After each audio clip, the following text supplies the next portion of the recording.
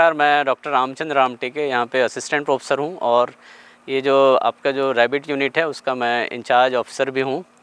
ये इस rabbit unit की स्थापना 2023 फरवरी में की गई थी और इसका मेन उद्देश्य था, एक तो हमारे यहाँ के जो बीबीएससी, एमबीएससी और पीएचडी स्टूडेंट्स हैं उनका ट्रेनिंग एक्सपोजर्स देना, साथ ही साथ जो यहाँ पे कुछ ट्रेनीज़ आते हैं बाहर से, फार्मर्स आते हैं, उनको एक्सपोजर विज़िट के साथ जो हमारा जो एलएफसी डिपार्टमेंट में जो भी फार्म विज़िट होता है उसके बारे में यहाँ पे उनको डेमोन्स्ट्रेशन और इस रैबिट का उपयोग जनरली किया जाता है।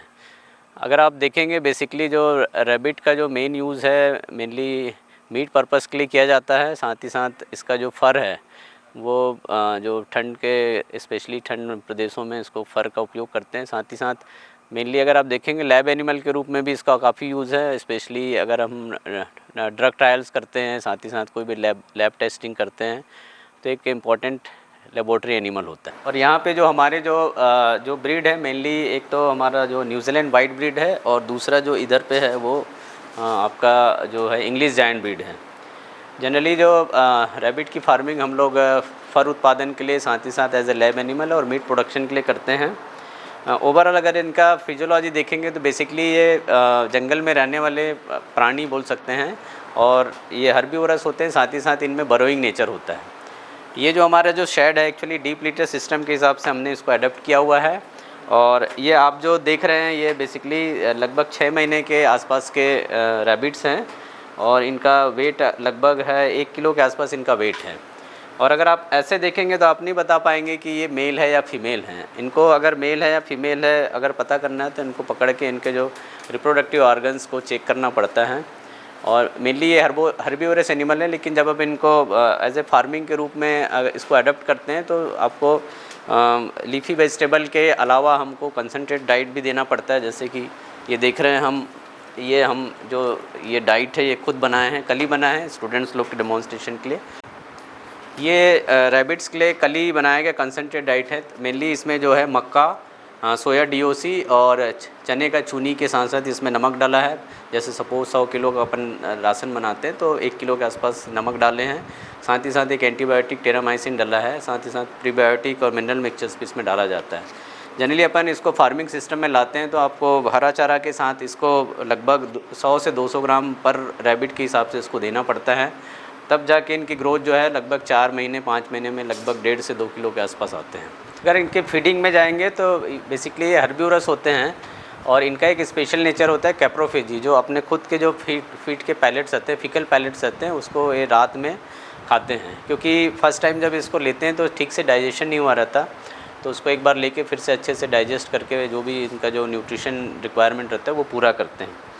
साथ ही साथ इनको जो भी किचन वेस्ट जो घर में होता है उनको दे सकते हैं। कैरेट बहुत अच्छे से खाते हैं, साथ ही साथ पत्ता गोभी, फूल गोभी, पालक जो बाहर लगा हुआ है वो इनका बहुत अच्छा डाइट माना जाता है। और अगर इनके ब्रीडिंग में जाएंगे तो इनका ब्रीडिंग एज जो रहता है 6 महीने में ब्रीडिंग के लिए तैयार हो जाते हैं। और एक और ख़ासियत है कि ये मल्टीपेरस एनिमल होते हैं, एक बार में करीब 5 से 6 बच्चे जन्म होते हैं। और बच्चों की खासियत ये रहती है कि जब बच्चे पैदा होते हैं तो इनके बाल नहीं रहते हैं, और बाल नहीं रहते साथ ही साथ जो आँख भी खुले नहीं रहते हैं। तो जो मदर रहती है इनको कम से कम 18 दिन अपने पास रखती है और दूध पिलाती है। और उसके बाद 18 दिन के बाद इनको अलग किया जाता है मदर से। जनरली दूसरे एनिमल्स में हम बच्चों को मदर से अलग करते हैं, लेकिन इसमें जस्ट उल्टा रहता है, इसमें मदर को हम बच्चों से अलग करते हैं क्योंकि बहुत सारे बच्चे रहते हैं। और लगभग ये अगर अच्छे से कॉमर्शियल फार्मिंग में जाते हैं तो 3 से 4 महीने में लगभग 2 किलो के हो जाते हैं। अगर इनके प्रजनन डिटेल्स में जाएंगे तो ये एक्चुअली मल्टीपेरस एनिमल होते हैं। और इनका एक और ख़ासियत रहता है, इनका जो जेस्टेशन पीरियड या गर्भकाल जो बोला जाता है वो मात्र 30 दिन का रहता है। 30 दिन का गर्भकाल रहता है और लगभग ये अगर अपन 12 महीनों में देखते हैं तो कम से कम 5 से 6 बार बच्चे दे सकते हैं। तो टोटल अगर आप देखेंगे तो करीब 20 से 25 बच्चे हो सकते हैं। और जनरली जब मीट पर्पज़ के लिए इसका उपयोग किया जाता है तो इनको 4 महीने में इसको सेल आउट कर दिया जाता है। जैसे हमारे यहाँ इसका जो सरकारी जो रेट है लगभग 800 रुपये रखे हैं अडल्ट का, और जो बच्चे जो हैं खरगोश के बच्चे लगभग ये 25 दिन का है ये, और ये दूसरा जो बच्चा है लगभग 15 दिन का है। और एक मादा ने 5-5 बच्चे दिए हैं जो कि अभी मिल्क फीडिंग में ही हैं, मिल्किंग में ही हैं। और इनको अलग से डीप फीडिंग सिस्टम में रखते हैं, तो मटके के अंदर इनको इनका फीडिंग करते हैं। मदर इनका विशेष ध्यान रखती, तभी बच्चे अच्छे रहते हैं। अगर इनके मेन बीमारी में देखेंगे तो जनरली ये बीमार कम पड़ते हैं, लेकिन कुछ बीमारियां बहुत इंपॉर्टेंट है इनके लिए। एक तो पास्चुरेलोसिस बीमारी होती है, जो कि एक बैक्टीरिया के द्वारा होती है, जो कि पास्चुरेला मल्टोसिडा के कारण होता है। और इसमें जो मेनली जो सिम्टम्स आते हैं वो इसमें स्नीजिंग, कफिंग, सर्दी खांसी की बीमारी होती है। तो जनरली इसमें एक ये एंटीबायोटिक यूज़ किया जाता है, सिफ्रोटॉक्सिन से आता है 250 ग्राम, ये यूज़ करते हैं। साथ ही साथ जो बीमार जो रैबिट्स रहते हैं उनको कोशिश करते हैं कि अलग रखा जाए। इसके अलावा एक और दूसरी बहुत इम्पॉर्टेंट बीमारी होती है जिसमें इनके कान जो है लटक जाते हैं, मुंडी टोटल अलग करके झुक जाती है। जनरली ये भी पास्चुरेलोसिस के कारण से होता है। और एक और इम्पॉर्टेंट बीमारी होती मेंज का इन्फेक्शन, बहुत कॉमन है। इन्फेक्शन होने के कारण से इनके जो है बाल झड़ने लग जाते हैं। और मेंज में जनरली जो एक्टोपैरासाइट्स के कारण से बीमारी होती है, तो उसमें आइवरमेक्टिन जो एक ओरल सस्पेंशन रहता है, इसका यूज़ कर सकते हैं। साथ ही साथ ये इंजेक्शंस भी आते हैं आइवरमेक्टिन के, हाईटेक के नाम से ब्रांड के। तो ये हम लोग जनरली जो ओरल सस्पेंशन है वो हर तीसरे महीने में डालना पड़ता है पानी में, या बहुत ही कम मात्रा में 0.1 ml इनको सब कर देना पड़ता है। इसके अलावा जो बच्चे वाली जो मदर होती है उनको कैल्शियम का रिक्वायरमेंट बहुत ज़्यादा रहता है, क्योंकि 4 से 5 बच्चे होते हैं। तो ये जो कैल्शियम सप्लीमेंट्स होता है, जैसे एशाकाल है या दूसरे ओसामिन हैं, ये जो भी अवेलेबल है ये पानी में डाल के दिया जाता है। साथ ही साथ इनको कुछ लीवर सप्लीमेंट्स के रूप में LEAF52 भी दिया जाता है। और रूटीन में अगर आप मैनेजमेंट में जाएंगे तो रेगुलर इसके साफ़ सफाई ज़रूरी है। वीकली इसमें चूना डाला जाता है, साथ ही साथ डेली इसकी वॉशिंग की जाती है। और जो भी कोशिश करते हैं कि ये ड्राईनेस रहे यहाँ पे। और स्पेशली चूँकि ये टेम्परेट क्लाइमेट के रैबिट्स होते हैं, तो जैसी गर्मी आती है तो इनमें स्पेशल प्रॉब्लम चालू हो जाता है, रिप्रोडक्टिव प्रॉब्लम चालू हो जाता है, और खाना वाना कम कर देते हैं।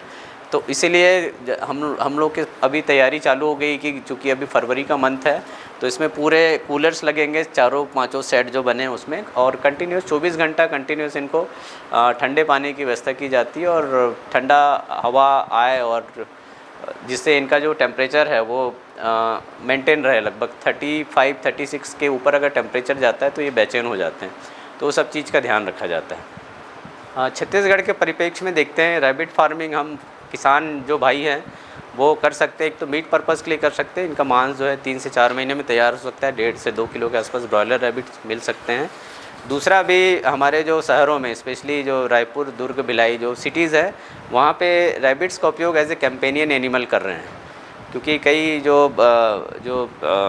जो फैमिलीज़ हैं वो डॉग्स हैं या कैट है वो रख नहीं पा रहे हैं, तो वो एज ए कंपेनियन एनिमल के रूप में खरगोश का पालन चालू कर दिए, उसको एज ए फैमिली मेम्बर के रूप में रखने लगे हैं। और रायपुर में तो बहुत सारे शॉप्स में ये एज ए पेट एनिमल के रूप में सेल आउट भी की जाती है। तो उसमें भी एक अपॉर्चुनिटी है, पेट एनिमल के रूप में इसको कॉमर्शलाइज़ करके ये बेच सकते हैं। और आराम से ये 300 से 400 रुपये में एक जो स्मॉल साइज़ के जो 2 से 3 मंथ के जो बच्चे रहते हैं वो इजीली बिक रहे हैं मार्केट में। ये हमारा रैबिट यूनिट का किचन गार्डन है। जनरली जो रैबिट हर्बीवोरस होता है, और जो भी किचन के जो यूज़ हैं, जैसे पालक है, गाजर है, फूल गोभी है, पत्ता गोभी है, आपका लाल भाजी है, तो ये सब ये खाने में यूज़ करते हैं। तो हमने इसको लगाया हुआ है और इसको बहुत अच्छे से खाते हैं। और साथ ही साथ जो सीज़न के हिसाब से हम, जैसे हमारे यहाँ बरसीम बहुत ज़्यादा होता है, तो बरसीम को भी बहुत अच्छे से लोग खाते हैं हरे चारे ग्रुप में। और बाकी सीज़न में, जिस सीज़न में हमको बरसीम नहीं मिलता है, तो हम लोग हाइब्रिड नेपियर चॉपिंग करके या दूसरे दूब ग्रास है या जो भी ग्रास अवेलेबल होता है वो हम इनको देते हैं। ये जितना ज़्यादा अपन हरा चारा देते हैं तो उनका दाने का रिक्वायरमेंट कम हो जाता है, और ये एफिशिएंट फीडर्स भी हैं।